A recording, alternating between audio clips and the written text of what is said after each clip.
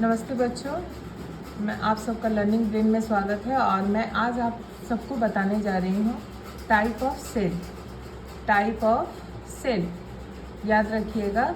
इसको हिंदी में अगर हम लिखें तो कोशिका का प्रकार। कोशिका का प्रकार। कोशिका कितने प्रकार की होती हैं? ये 2 प्रकार की होती हैं। 2 प्रकार में पहला फर्स्ट आता है प्रोकैरियोटिक सेल, और सेकेंड आता है eukaryotic. Okay, eukaryotic cell. Pro का अगर हम मीनिंग देखने जाएं तो इसका मीनिंग निकल के आता है प्रिमिटिव। दैट मीन्स अर्ली, और इसका सेकंड मीनिंग होता है अर्ली। और कैरियोटिक जो है ये लैटिन भाषा के कैरियन से आया है, जिसका एक्चुअल मीनिंग होता है न्यूक्लियस। क्या होता है?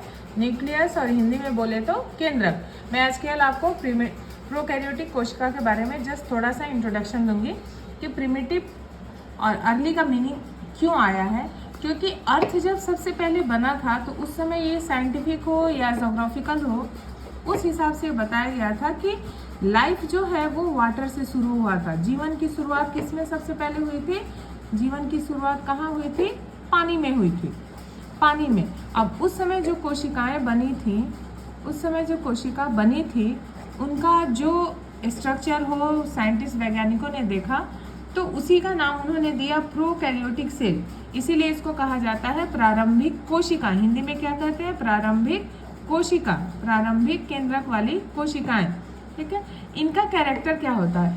आज से कम 3.5 बिलियन ईयर, कितना ईयर्स एगो? 3.5 बिलियन ईयर्स पहले प्रिमिटिव सेल की, प्रोकैरियोटिक सेल की क्या हुई थी? उत्पत्ति हुई थी।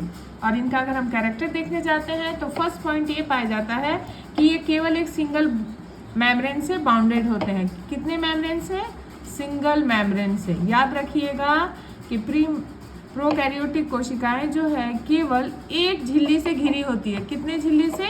एक झिल्ली से। सेकंड कैरेक्टर अगर हम देखने जाते हैं तो वहाँ ये देखा जाता है कि इनका जो जेनेटिक मटेरियल होता है, जेनेटिक मटेरियल क्या है मैं नेक्स्ट वीडियो में बताऊंगी। जेनेटिक मटेरियल जो होता है उसे कहा जाता है न्यूक्लियाइड। जेनेटिक मटेरियल को क्या कहते हैं? न्यूक्लियाइड। और ये जो होता है इनके पूरे स्ट्रक्चर में, ये एरिया पूरा कहलाता है साइटोप्लाज्म। इसमें बिखरा पड़ा होता है। इसमें क्या होता है? बिखरा पड़ा होता है। ये किसी अलग से किसी मेम्ब्रेन के अंदर घिरा नहीं होता है। इस कारण से प्रोकैरियोटिक कोशिकाओं में जो जेनेटिक मटेरियल पाया जाता है उसे न्यूक्लियाइड कहते हैं। याद रखिएगा कि प्रोकैरियोटिक कोशिका के जेनेटिक मटेरियल को क्या कहते हैं? न्यूक्लियाइड। ओके, ये हो गया। अब आ जाइए नेक्स्ट कैरेक्टर पे। तो नेक्स्ट कैरेक्टर ये होता है, थर्ड कैरेक्टर अगर हम देखें तो कोशिकाओं के बहुत सारे अंगाणु होते हैं। आप अंग्रेजी में कह सकते हैं सेल ऑर्गेनल्स। इंग्लिश में क्या कह सकते हैं? Cell organelles. Okay, cell organelles यानी कि कोशिका का अंग। तो प्रोकैरियोटिक कोशिकाओं में कोई भी कोशिका के जो ऑर्गेनल्स होते हैं, जैसे माइटोकॉन्ड्रिया हुए, ओके, माइटोकॉन्ड्रिया या फिर एंडोप्लाज्मिक रेटिकुलम, ये नाम सब याद रखिएगा क्योंकि बहुत ज़रूरी है।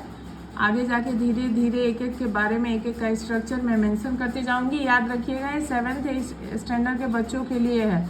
हायर क्लासेस के लिए बहुत डीपली पढ़ना पड़ता है। ये सारे स्ट्रक्चर या फिर गोल्गी कॉम्प्लेक्स है, इनमें देखने को नहीं मिलता है। याद रखिएगा प्रोकैरियोटिक कोशिकाओं में ये चीज़ें, सेल ऑर्गेनल्स देखने को नहीं मिलते हैं। अगर देखने को मिलता है तो वहाँ पे आपको राइबोसोम्स पाए जाते हैं। ओके, राइबोसोम्स पाए जाते हैं। अब राइबोसोम्स का बहुत टाइप होता है, जिसमें इसमें जो राइबोसोम्स पाया जाता है दैट इज 70S। वो क्या है? 70S। 70S में जो S है वो एक साइंटिस्ट के नाम का पहला लेटर है, जिनका नाम था सेवेट बर्ग, जिन्होंने राइबोसोम्स के बारे में बताया था।